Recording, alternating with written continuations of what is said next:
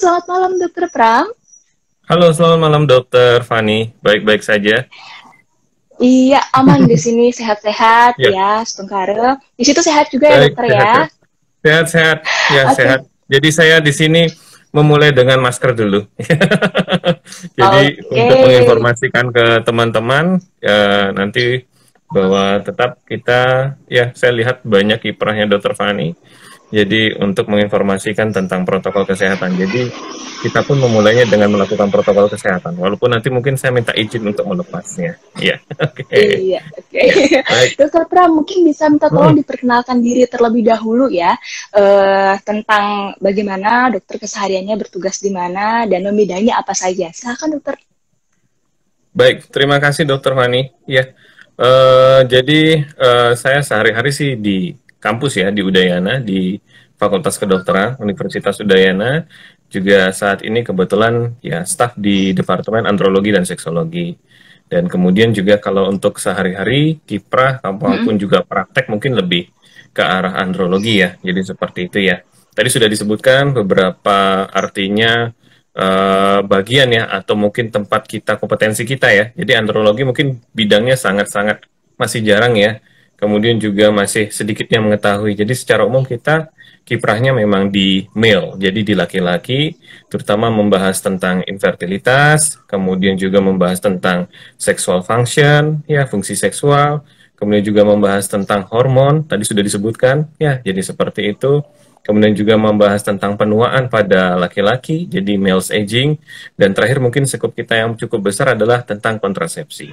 Jadi itu 5 besar yang disebutkan oleh WHO untuk bidang atau kompetensi seorang andrologi. Jadi seperti itu mungkin Dokter Fani. Ya, Oke, Dokter Pram. Jadi oke. kalau untuk sobat sehat yang memiliki masalah sekitar kelima besar hal itu mungkin bisa langsung Mm-mm. dikonsultasikan sama dokter spesialis andrologi ya, dokter ya. Iya, Mungkin di tentu Bali benar. sudah ada beberapa yang mulai dari yang legend ya, kita udah punya Ya, profesor sampai yang legend. Hmm. jadi ini lebih mengakses, lebih membuka akses masyarakat untuk semakin sehat tentunya. Kalau Hmm. tentang ini ya, tentang kesehatan reproduksi laki-laki. Ya, Nah, langsung tentu. saja dokter tentang topik yang akan kita bahas itu kapan pria Ya. perlu cek sperma.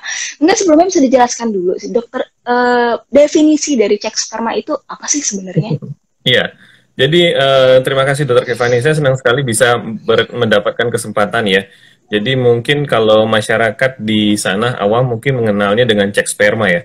Walaupun Hmm, sebenarnya kalau dalam bahasa medisnya atau di bidang kami andrologi tentu disebut dengan analisis semen. Iya, analisis semen. oke. Semennya ini cairan sperma, bukan semen untuk bikin bangunan. Ya, jadi seperti itu. Nah, Air mani jadi ya dokter ya, kalau gimana?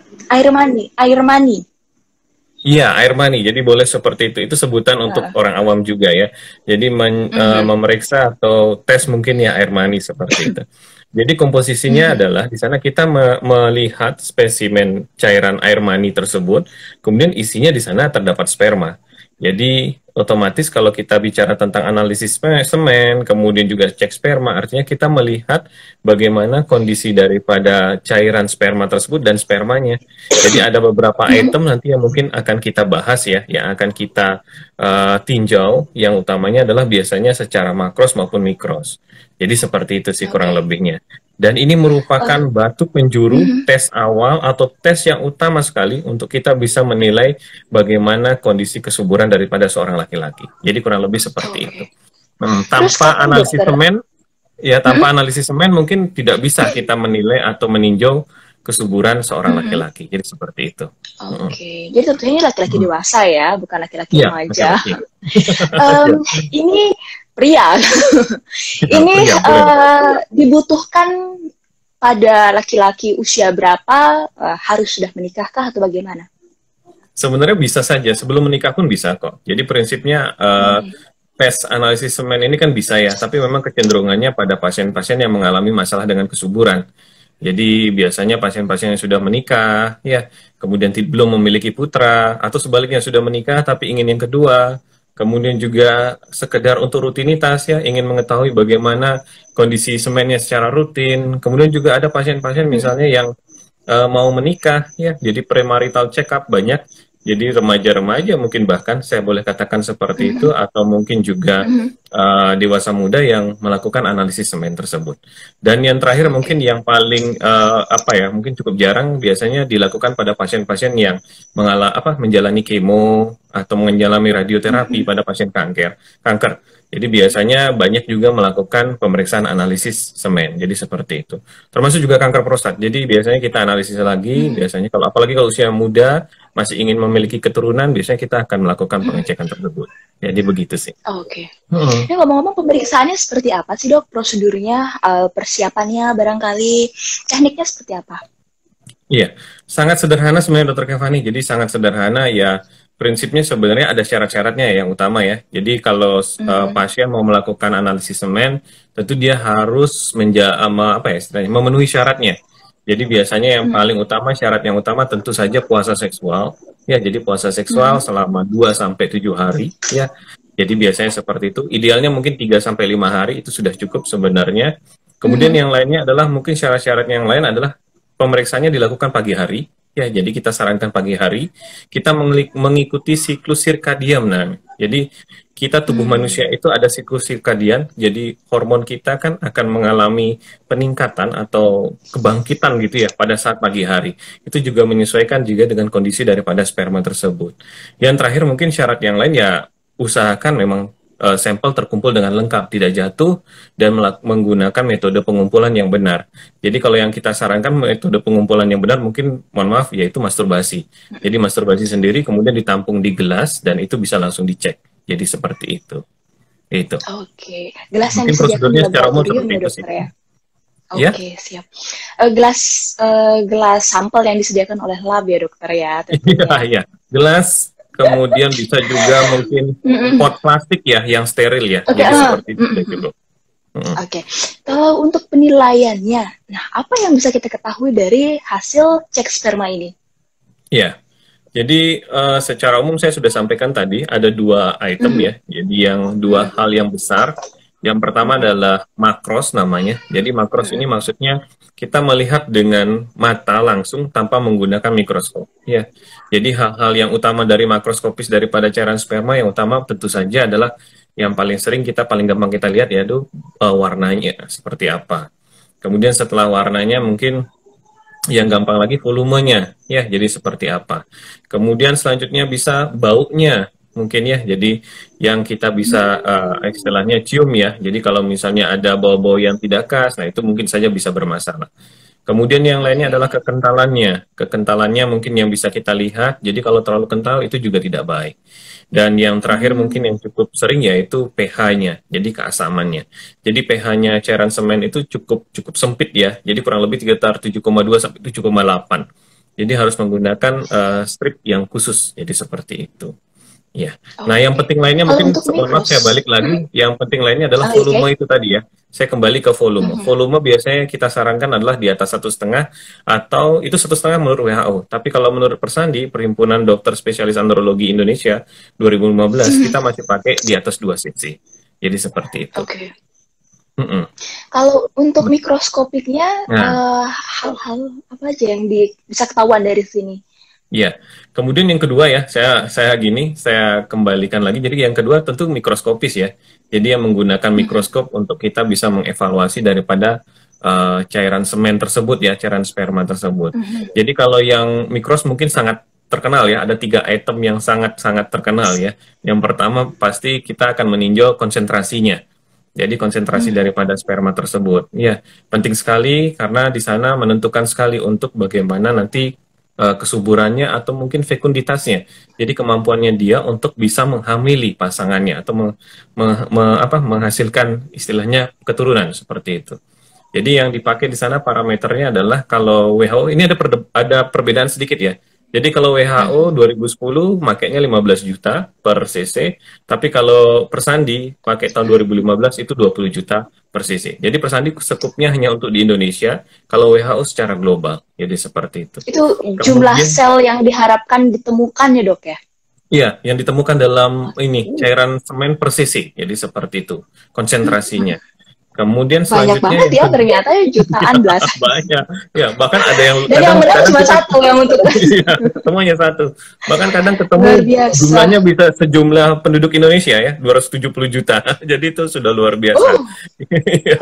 Jadi ini kayak tergantung dari padat kondisi gitu dan banget ya dokter. ya, tergantung dari kondisi laki-lakinya. Jadi seperti itu sebenarnya. Ya, kemudian Mhm. yang kedua, yang penting adalah selain konsentrasi tentu adalah gerak. Nah, gerak kita bagi tiga, ya. Jadi yang pertama adalah progresif, gerak yang kencang, ya. Jadi sperma itu gerakannya kencang banget. Jadi ada istilahnya, mungkin kalau kita lihat di mikroskop dia cukup geraknya kencang, lurus ke depan, misalnya seperti itu. Kalaupun menyamping sedikit tidak masalah. Kemudian gerakan yang kedua adalah yang non progresif. Gerakan non progresif ini biasanya gerakannya pelan, ya, atau bergetar di tempat atau berputar di tempat. Mhm. Jadi seperti itu. Kemudian yang terakhir tentu saja yang immotile ya, yang geraknya tidak ada. Jadi kita bisa asumsikan sperma tersebut mungkin saja mati. Jadi seperti itu. Nah, Oke. untuk kriteria gerak ini yang kita harapkan adalah yang progresifnya. Kalau misalnya dari Persandi kita harapkan adalah jumlahnya harus di atas 40%. Jadi seperti itu. Kemudian selanjutnya yang terakhir ya, yang item yang terakhir kalau dari Mhm. mikroskopis adalah morfologi, bentuknya. Jadi seperti itu bentuk. Jadi sperma itu kan bentuknya ada tiga yang utama ya. Jadi ada kepala dengan akrosomnya di depan untuk nanti bisa melakukan penetrasi ke sel telur. Kemudian juga di kepala itu ada DNA-nya ya. Jadi ibaratnya Mhm. mobil ya. Di dalam mobil itu penumpangnya DNA-nya. Jadi seperti itu. Mhm. Kemudian di belakangnya daripada kepala itu ada ekornya. Ada lehernya. Leher di sini tempatnya mitokondria. Mitokondria itu adalah mesinnya. Jadi ibaratnya mesin mobil ya. Jadi untuk menggerakkan sperma tersebut. Dan terakhir adalah ekornya. Ekor di sini kita ibaratkan sebenarnya seperti setir ya, atau mungkin seperti antena. Di sana dia akan menerima sinyal-sinyal di mana keberadaan oocyte atau sel telur. Jadi sperma itu akan bergerak sesuai dengan sinyal tersebut. Jadi Oke, morfologinya setirnya ya. harus, Menarik banget. iya, morfologinya harus lengkap, harus bagus. Nah, kalau untuk morfologinya ini untuk normalnya adalah di atas 5%, kalau untuk menurut Persani. Jadi seperti itu. Mohon maaf dokter, bisa saya tunjukkan dokter ya, mungkin supaya Iya, teman-teman mengenang kembali pelajaran IPA waktu masih kelas berapa ya? SMP kayak udah dapet SMP SMA dapat ya dokter ya iya, tentang human reproductive pasti system. dapat. Mm-mm. Oke. Mm-mm. Oke. Tapi hanya berupa gambar Jadi saja ya, tidak mengecek langsung ya biasanya. iya. Kalau Oke. anak kedokteran baru mungkin. Dokter, Iya. tapi saya nggak dapet sih kayak dulu. Boleh diulang lagi, Dokter Stefani. Nggak mau. Iya. Iya, nggak apa-apa. Dokter, ini ada pertanyaan beberapa yang sudah masuk dari DM Baik, saya. baik. Boleh saya bacakan langsung ya dokter ya. Ini dari Ibu Naya Silakan. Denpasar. Saya sudah menikah dengan suami selama 2 tahun, tetapi long distance relationship karena suaminya di Jawa, di Surabaya, Mm-mm. sementara istri di Denpasar di Bali. Ketemunya tidak Baik. tentu, sering ketemu hanya 3 hari. Akhirnya setelah ke SPOG, saya tidak ada masalah. Suami Mm-mm. dikonsulkan ke dokter andrologi, kemudian hasilnya oligoteratospermia. Nah, saya potong dulu, oligoteratospermia itu apa, dokter? Iya, ini nomenklatur ya, diagnosa daripada hasil sperma ya. Jadi kalau oligo itu artinya sebenarnya kurang, konsentrasinya kurang. Kemudian ada lagi satu sebenarnya yang belum disampaikan di sana, asteno. Ya, asteno itu geraknya yang kurang. Ya, jadi geraknya yang kurang atau geraknya yang lemah. Dan terakhir di situ ada terato tadi ya. Terato itu artinya bentuknya yang kurang. Jadi seperti itu. Kalau misalnya Ibu Naya tadi, artinya suaminya mengalami jumlah yang kurang dan tentu saja morfologi yang kurang dari normal. Jadi seperti itu terkesannya. Oke, Iya. ya. Mm-mm. Saya lanjutkan pertanyaannya ya, Dokter Pram. Nah, suami Iya. menjalankan pengobatan program selama 2 bulan. Namun karena kondisi jarak tadi, saya dan suami jadi jarang bertemu. Apalagi Mm-mm. pandemi. Iya. Suami memiliki obesitas dan diabetes mellitus. Mungkin ini belum disebutkan usianya ya, usianya sekitar 35 tahun. Untuk yang Mm-mm. laki-laki, yang perempuan sekitar 30 tahun. Mm. Pertanyaannya, apakah perlu cek kualitas sperma dan menjalani pengobatan sperma di saat long distance married, dokter? Itu pertanyaan pertama. Kemudian ketika kemungkinan suami dan istri bertemu itu kecil, mengingat biaya pengobatan infertilitas juga tidak murah. Iya. Dan saya pikir ini tidak ditanggung juga sama BPJS ya, Dokter Pram ya. Ya, insurance juga. Mm-mm. Oh, sama insurance juga ya, oke. Iya. Kebanyakan insurance. Nah, dengan Mm. faktor resiko yang dimiliki suami, apakah perlu memeriksakan kemungkinan adanya varikokel ke dokter spesialis urologi? Nah, Baik. silakan dokter Pram Iya. dijawab. Jadi tadi kan kita ketemu masalahnya ada dua ya, baik itu konsentrasi Mhm. maupun juga dari bentuknya.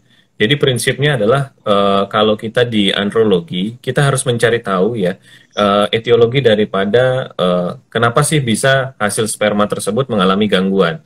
Jadi memang sih secara umum hampir ya cukup sering lah, hampir 70% ya pasangan suami istri usia subur dengan analisis semen yang tidak baik, biasanya karena penyebabnya salah satunya karena varikokel tersebut.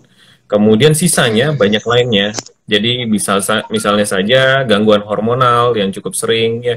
Jadi ada hipogonadisme namanya istilahnya. Jadi mengalami penurunan testosteron. Testosteron ini penting sekali untuk Itu spermatogenesis bisa atau dialami oleh usia muda, dokter? bisa Kelainan dialami oleh hormon usia seperti itu? muda. Iya, bisa. Jadi ada primary memang seperti itu. Jadi kondisi primer dia mengalami hipogonadisme. Kemudian juga ada kondisi sekunder juga ada sih sebenarnya seperti itu. Kondisi late juga ada. Late biasanya dialami oleh usia lanjut. Jadi seperti Ya itu. tua ya. Jadi Oke. secara umum penyebabnya memang dua itu. Jadi kita harus memastikan tidak ada gangguan anatomi. Salah satunya adalah varikokel. Kemudian adalah gangguan yang bukan anatomi. Yang paling sering adalah gangguan hormonal. Jadi kalau dari saya pas saran untuk Ibu Naya tadi Nah ya, ya. Ibu Naya mungkin ya salah satunya mungkin ini karena jarak ya, jarak memang agak susah ya, karena kita sulit juga istilahnya mempertemukan ya di masa subur ya, karena masa subur itu penting sekali. Ya, jadi kita perbaiki, kita koreksi laki-lakinya, tetapi yang perempuannya tidak ditemui ya, itu sama saja kan, jadi bahasanya seperti itu ya. Nah, mungkin saran dari saya memang seharusnya sih bisa bersama atau bisa berkumpul atau bisa menyesuaikan jadwal. Jadi kalau memang melakukan perbaikan di sperma, ya otomatis saya harapkan bisa bertemu pada masa subur, begitu. Nah, kalau untuk mencari tahu masalah-masalah tersebut yang tadi, silakan, boleh saja. Jadi kalau ada varikokel, mau dikoreksi, mau dioperasi, silakan saja, tidak masalah kok. Nanti sejawat urologi yang akan mengambil hal tersebut. Jadi seperti itu. Untuk kelainan anatomi ya, dokter. Iya, Biasanya kelainan itu anatomi. dibutuhkan berapa lama, dokter, untuk terapi, pengobatan, infertilitas karena kualitas sperma yang kurang baik? Jadi kalau tidak ada masalah hormonal maupun juga masalah anatomi, ya jadi biasanya sih karena Tidak ada masalah-masalah yang paling varikokel, sering. tidak ada hipogonadisme itu ya. Ya. Jadi kalau tidak ada masalah tersebut, kalau mungkin masalahnya hanya sekedar stres oksidatif, kemudian kecapean atau lelah, sebenarnya dengan pengobatan yang sifatnya empiris ya, atau sifatnya secara umum ya, general ya, jadi dengan antioksidan, dengan beberapa penambah jumlah sperma, misalnya seperti itu bisa diperbaiki dalam waktu 3 sampai 6 bulan. Jadi seperti itu, sesuai dengan mungkin siklus daripada kinetik spermatogenesis. Jadi sperma itu dihasilkan selama kurang lebih 70 hari. Jadi minimal pengobatan berjalan selama 70 hari, kita harapkan ada perbaikan. Jadi seperti itu. Oke.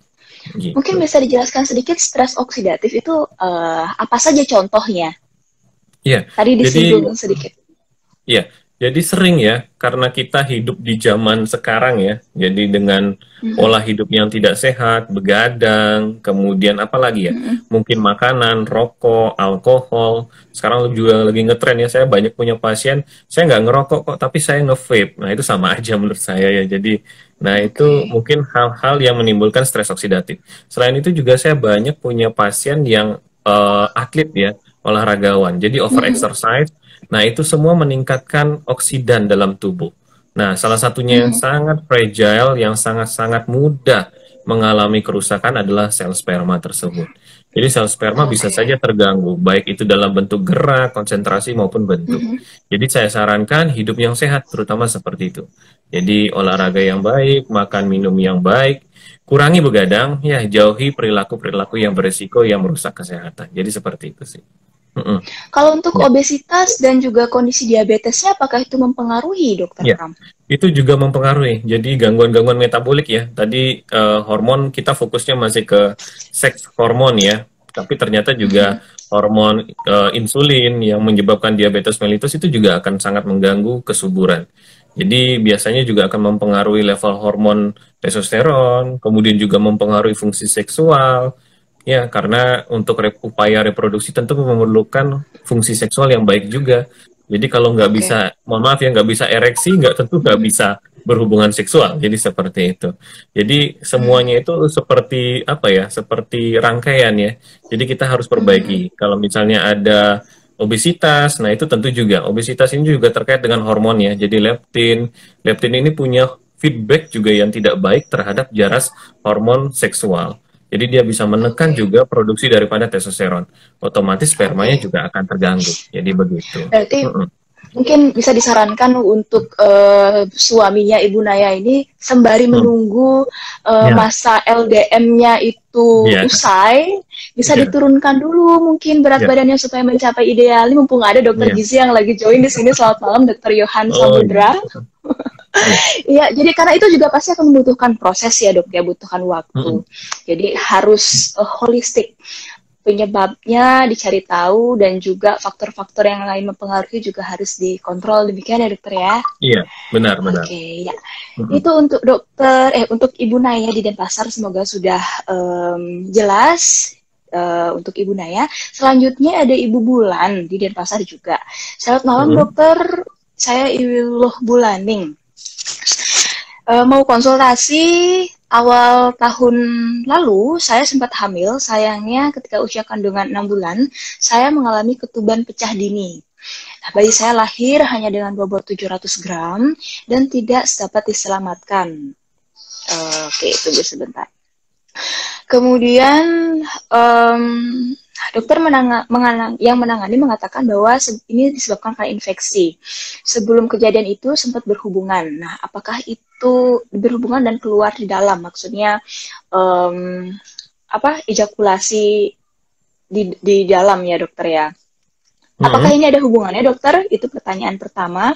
Kemudian pertanyaan kedua, selanjutnya sampai sekarang saya belum ada hamil lagi. Ketika saya ke dokter kandungan dikatakan tidak bermasalah. Nah, apakah suami saya butuh tes sperma seperti yang dokter bahas malam hari ini? Dan apakah ada kemungkinan kualitas sperma menurun meskipun pola hidupnya baik? Jadi tidak merokok, tidak minum alkohol seperti itu. 2 pertanyaan dari Ibu Bulaning. Iya. Yang pertanyaan pertama tadi bisa diulang ya dokter Kevani ya? Maksudnya apa ya?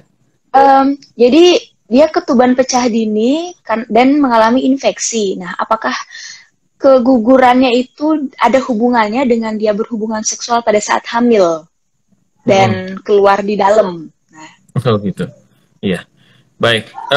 Baik pertanyaannya. Terima kasih ya. Jadi sejauh ini sih kalau sumber literasi menyebutkan bahwa tidak ada sih sebenarnya pelarangan ya untuk melakukan hubungan seksual saat hamil ya. Walaupun memang terkadang ya banyak juga informasi yang menyampaikan bahwa bisa saja itu akan mengganggu kehamilan ya. Jadi karena mungkin prosesnya daripada aktivitas seksual tersebut, kemudian juga kandungan daripada cairan sperma yang konon katanya mengandung zat-zat inflamasi ya, jadi seperti itu. Nah, ini juga akan membuat atau menstimulus ya gerakan-gerakan daripada saluran sistem reproduksi daripada wanita. Memang sih kalau dari kami di andrologis biasanya kita tidak istilahnya kalau memang prosesnya sulit ketika mendapatkan kesuburan atau mendapatkan anak, memang kita tidak istilahnya tidak menyarankan ya. Jadi lebih baik ya dijaga dengan baik. Mungkin abstinensi seksual itu lebih baik seperti itu. Kemudian kalaupun memang harus berhubungan, biasanya memang posisinya yang kita tawarkan.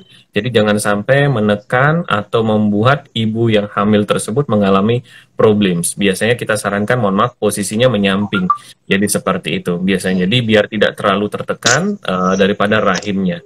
Kemudian yang lainnya mungkin salah satunya juga kita sarankan agar tidak dikeluarkan di dalam.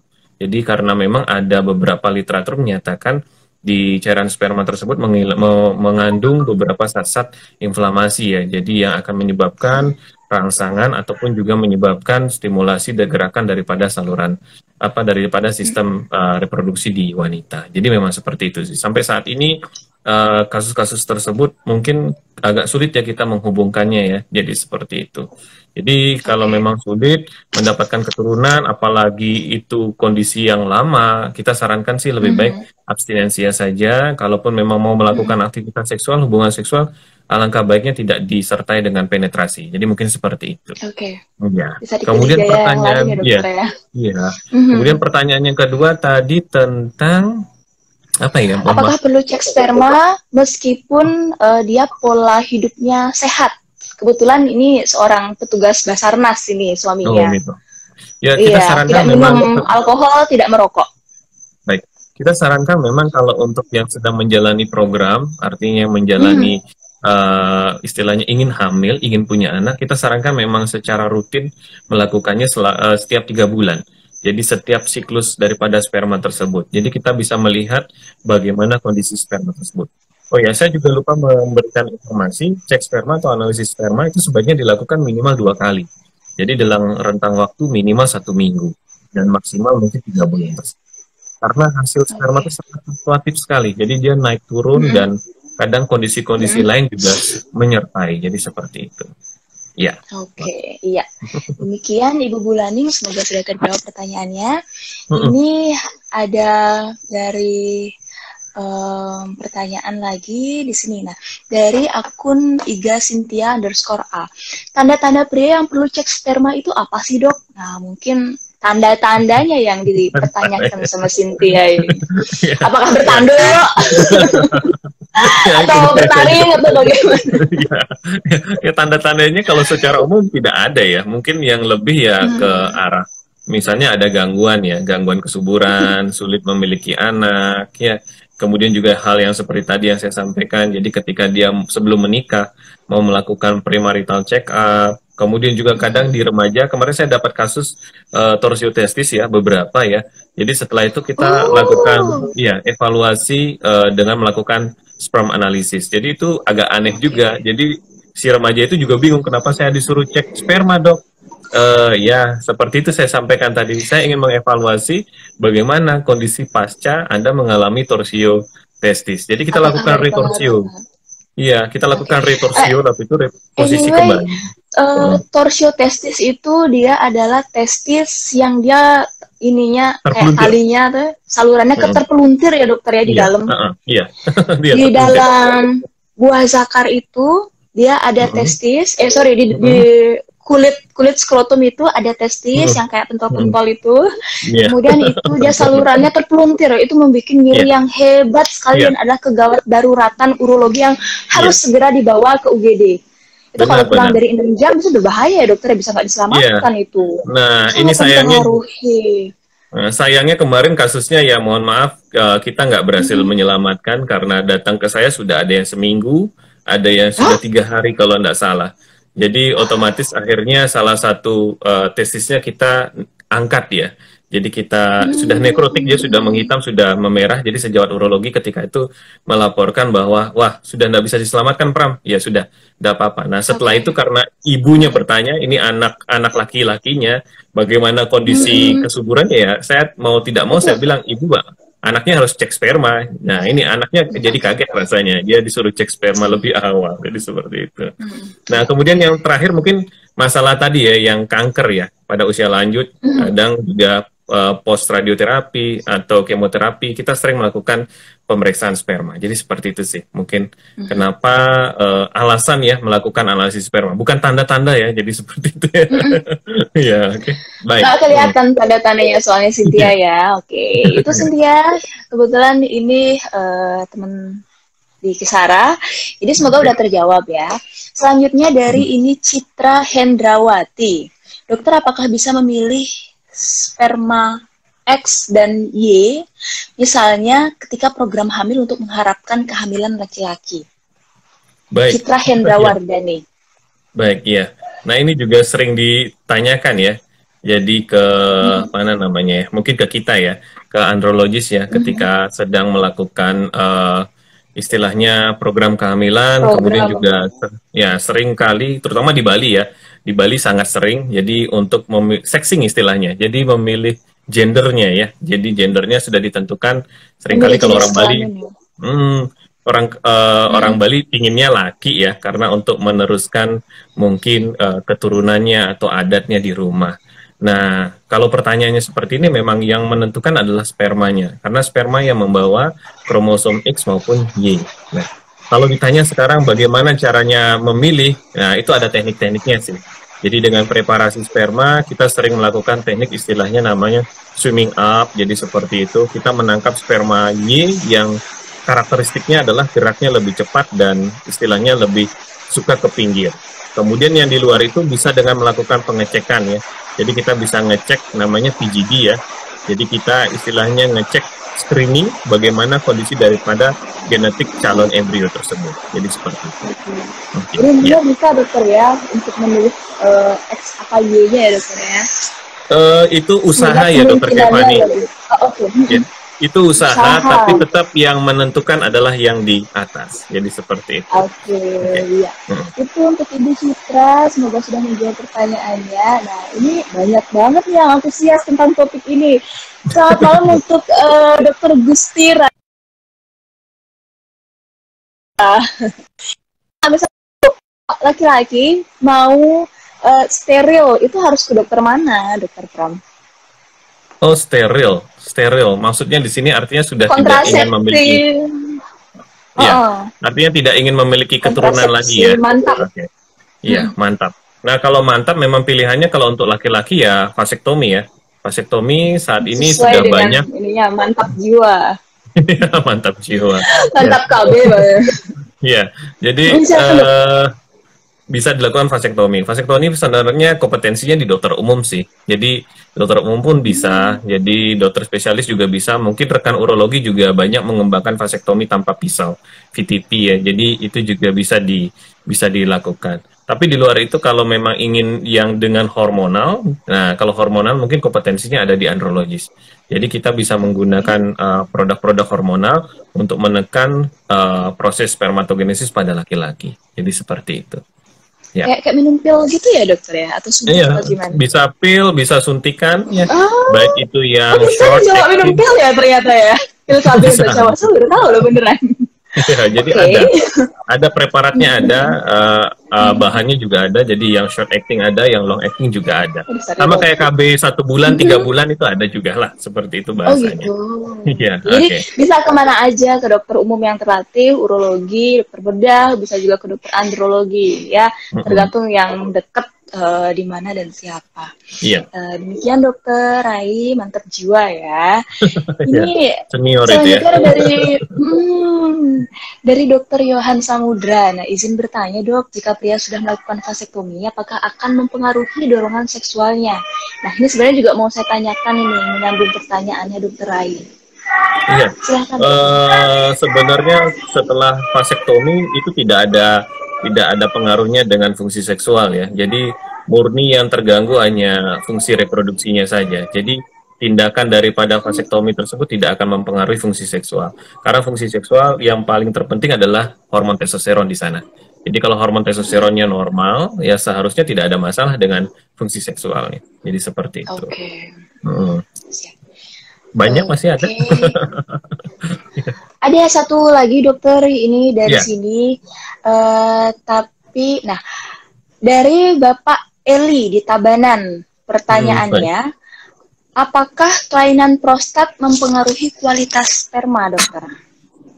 Ya, ini juga cukup sering ya, terutama pada laki-laki yang usianya cukup istilahnya lanjut ya, yang dewasa ya, di atas 45 tahun. Jadi sering mengalami keluhan dengan prostat. Ya, prostat ini bisa mengganggu istilahnya sperma dalam 2 hal ya. Jadi kalau misalnya terjadi pembesaran prostat, tentu saja yang terganggu adalah salurannya. Jadi dia bisa mendesak saluran sperma, tentu saja bisa mengganggu lah.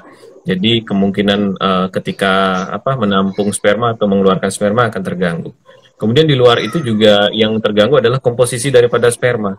Karena cairan sperma itu salah satu pengisinya hampir 30%, 20-30% adalah dari prostat.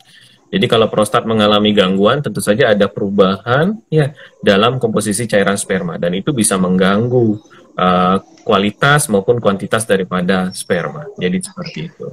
Mm-mm. Ya. Pertanyaan lanjutan dari Pak Eli, bagaimana cara mencegah kelainan prostat, dokter, pada laki-laki usia ya seperti itu dokter katakan 45 tahun ke atas? Iya. Nah, paling sering kan penyebab daripada pembesaran prostat atau gangguan prostat kan salah satunya karena itu yang tadi saya bilang ya, penuaan, kemudian radikal bebas, oksidatif, stres oksidatif seperti itu. Nah, mungkin upaya kita untuk memperlambat atau mengurangi keluhan ya salah satunya dengan gaya hidup yang sehat. Jadi ya hindari hal-hal yang berisiko, misalnya seperti merokok, kemudian juga ya apalagi ya polusi seperti itu, kemudian juga hal-hal yang lainnya. Nah, salah satunya juga mungkin yang bisa kita hindari adalah hubungan seksual yang berisiko ya. Jadi karena seringkali ada infeksi saluran kencing itu akan mempengaruhi prostat juga, muncul prostatitis dan itu akan mengganggu dan bisa menimbulkan istilahnya gangguan atau keganasan pada prostat. Jadi seperti itu. Oke, jadi Mm-mm. menjaga kesehatan reproduksi secara umum ya dok ya. Iya. Mm-mm. Iya, demikian pertanyaannya sudah terjawab semua. Oke, aduh nggak kerasa nih udah 30 menit lebih 40 lagi mau ya. Baik. Mungkin dokter bisa disampaikan pesan kesimpulan mungkin secara umum bagaimana cara menjaga kesehatan reproduksi laki-laki.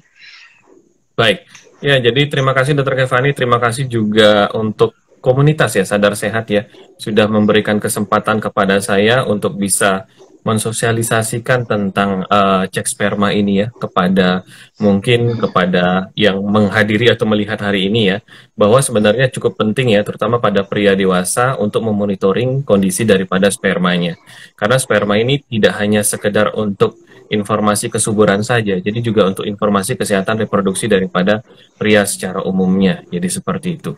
Kemudian saran-saran saya, ya mungkin untuk kedepannya ya bisa dilakukan upaya-upaya untuk menjaga biar sperma ini cukup baik dengan cara mungkin misalnya menjaga gaya hidup tetap sehat, ya. Jadi menghindari perilaku-perilaku yang berisiko, ya, menggunakan misalnya merokok, ya vape, alkohol, ya, kemudian juga menggunakan celana yang ketat, ya. Jadi banyak pria-pria yang suka menggunakan daleman yang ketat-ketat itu ya. Bahkan sekarang lagi trending ya celana pensil itu. Itu saya nggak ngerti gimana cara masuknya untuk ke celana tersebut ya. Jadi celana yang super ketat sekali dan itu sangat mengganggu kesuburan. Kemudian yang lain-lainnya ya mungkin yang sekarang lagi ngetren juga. Saya lihat banyak yang suka goes ya, bikers itu ya. Jadi itu sudah banyak literasinya yang menyebutkan bahwa kalau bisa sih jangan terlalu lama dan terlalu jauh. Itu sudah ada nilainya, jadi jangan lebih dari 5 jam dalam seminggu untuk goes ya bersepeda seperti itu. Kemudian untuk kesehatan reproduksinya. Kemudian yang lainnya apa ya? Ya, pendek-pendek saja sih seperti itu. Kemudian makan minum yang sehat juga tentu saja. Ya, jadi kalau kita tahu testosteron itu kan sumbernya salah satunya dari kolesterol yang baik. Jadi ya makan banyak, bukan makan banyak sih, cukup lah istilahnya sumber-sumber kolesterol untuk bisa nanti menjadi bahan baku daripada testosteron. Di luar itu ya hindari juga perilaku berisiko yang tadi yang karena kita takut ada prostatitis, tentu ya artinya setia sama pasangan. Jadi itu yang paling utama. Mungkin itu sih Dokter Kevani yang bisa saya sampaikan gitu. Ya, terima kasih banyak Dokter Pram untuk penjelasannya, untuk sharingnya pada malam hari ini. Demikian teman-teman, sobat sehat semuanya, diskusi saya malam hari ini bersama Dr. Igusti Ngurah Pramesmara, spesialis andrologi dari Departemen Andrologi dan Seksologi Fakultas Kedokteran Universitas Udayana. Mudah-mudahan bermanfaat ya sobat sehat semuanya, dan untuk yang teman-teman belum bisa nonton dari awal, nanti akan saya simpan di IGTV, jadi bisa ditonton kembali dan diulang-ulang lagi, siapa tahu nanti, oh kayaknya aku butuh tes sperma nih, gitu. Jadi tahu harus kemana ya. Oke, Dokter Pram, sekali lagi terima kasih. Ya, salam untuk keluarga, mudah-mudahan sehat selalu ya. Sama-sama selamat juga, malam semuanya. Ya, terima kasih, selamat malam ya. Ya, baik.